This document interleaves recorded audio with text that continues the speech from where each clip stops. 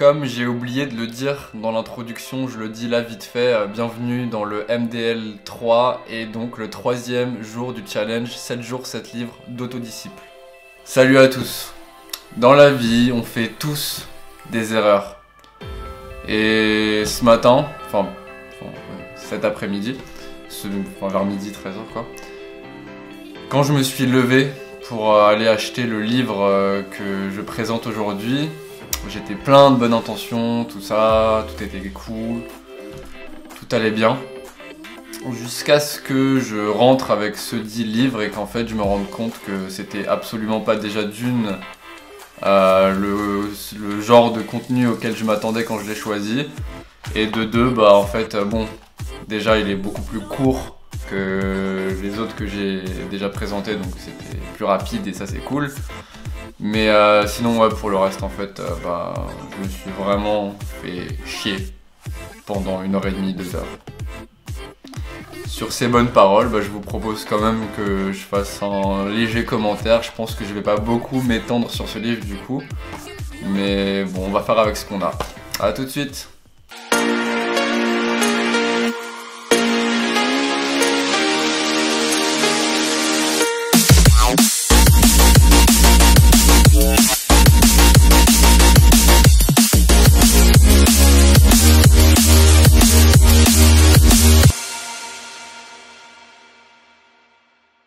Avant de cracher dans la soupe, il faut savoir que j'estime pas que c'est un mauvais livre. Donc bon, déjà on va commencer par savoir de quel livre on parle. C'est un livre qui s'appelle Pour aboutir à un livre de Eric Hazan. Et en fait, c'est ça que j'avais lu quand j'ai acheté le bouquin dans la librairie.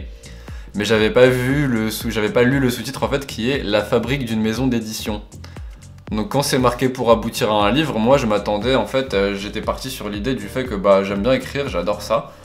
Et je me suis toujours demandé vraiment quel était le processus entier de A à Z quand on veut publier un livre. Donc de l'idée, commencer à écrire, etc. jusqu'à le faire publier par une maison d'édition. Et ensuite les ventes, etc. Donc je me suis dit c'est génial, c'est un sujet sur lequel j'ai envie d'apprendre, de m'améliorer. Et il y a un livre qui va m'apprendre à faire ça et je vais pouvoir en parler en vidéo. Mais en fait, le sous-titre fait toute la différence quand on commence à éplucher un peu le contenu du livre. La fabrique d'une maison d'édition, ça raconte l'histoire de ce mec-là. Donc c'est plutôt un livre autobiographique. Ça, il faut le mettre normalement. Donc qui raconte en fait l'histoire de ce mec-là quand il a commencé dans les années, je sais pas, 60, etc. à reprendre la maison d'édition de son père et ensuite à créer la sienne dans les années 90. Donc moi qui ai fait des études, ma dernière année d'école, j'ai fait une école de commerce et en dernière année j'ai fait un master entrepreneuriat. Donc j'adore tout ce qui est entrepreneuriat, j'aime tout ce qui est start-up, entreprise, tout ce qui est même création de contenu YouTube parce que pour moi c'est un petit peu un entrepreneuriat social en quelque sorte. Et donc à ce niveau-là c'était à peu près intéressant dans le sens où on peut connaître le parcours de quelqu'un.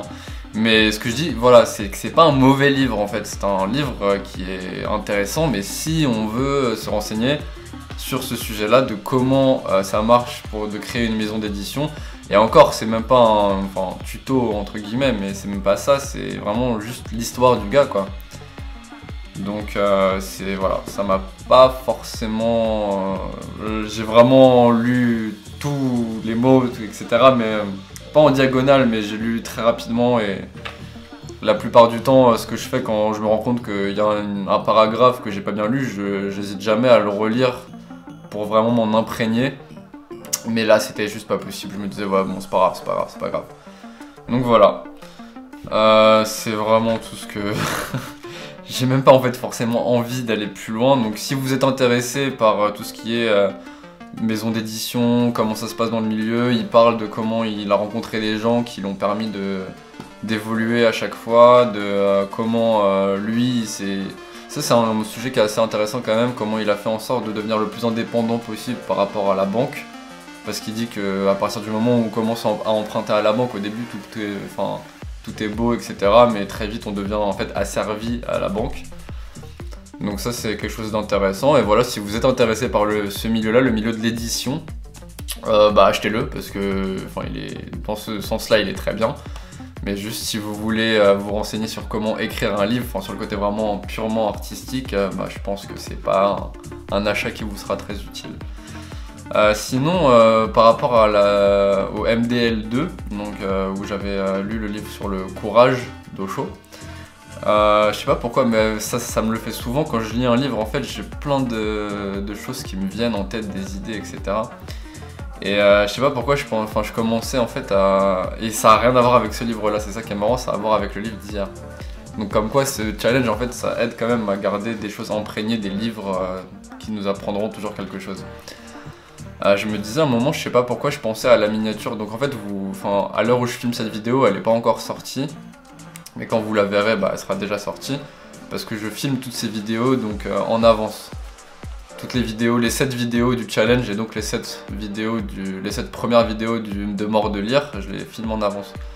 Et du coup là je pensais en fait j'ai déjà choisi du coup de faire la miniature où je mange du caca, où je me jette sur un caca entre guillemets. Et je sais pas pourquoi je me suis dit ouais mais en fait je crois que je vais pas la mettre, je vais pas faire ça, je vais changer parce que c'est chaud en fait, ça ternit mon image un petit peu, et puis imaginons que plus tard je veux faire des trucs un petit peu plus sérieux, ce sera toujours un truc sur lequel les gens pourront revenir et tout. Et je me suis vraiment projeté dans ce truc là, et ça m'arrive souvent pour beaucoup de trucs, c'est pour ça que je m'empêche des fois de faire des choses, parce que je me dis ouais en gros c'est toujours un risque que plus tard si ça échoue, ou si c'est ridicule, ou je sais pas quoi, on me le rebalance à la figure, quand enfin quelque chose pourrait marcher, et qui ternirait cette chose là en fait. Et voilà, et en gros j'avais ce genre de réflexion pendant que j'y lisais en fait, donc c'est pour ça que j'étais pas très concentré sur certains paragraphes. Et au final je me suis dit allez, j'ai lu le courage d'Osho hier, je vais me lancer, je vais le faire, et voilà. On s'en fout et on se lance, et il y a pas de... on ne recule pas par rapport à cette décision là. Voilà, donc c'était comme je voulais dire, rien à voir avec le livre, mais c'est quelque chose que j'ai trouvé assez intéressant, qui s'est passé dans ma tête quand j'ai commencé à prendre du recul par rapport à ça. Donc voilà, bah du coup comme les autres livres, je vous mets le lien Amazon dans la description, donc si vous voulez l'acquérir, encore une fois si vous êtes intéressé par le milieu des éditeurs. Autrement, bah je sais pas si vous êtes curieux ou autre, mais voilà. Du coup, c'est la fin de ce MDL3, et moi je vous fais des gros bisous, et je vous dis à demain ou après-demain, je sais pas encore si je les poste jour après jour ou tous les 2 jours, pour le MDL4. Ciao!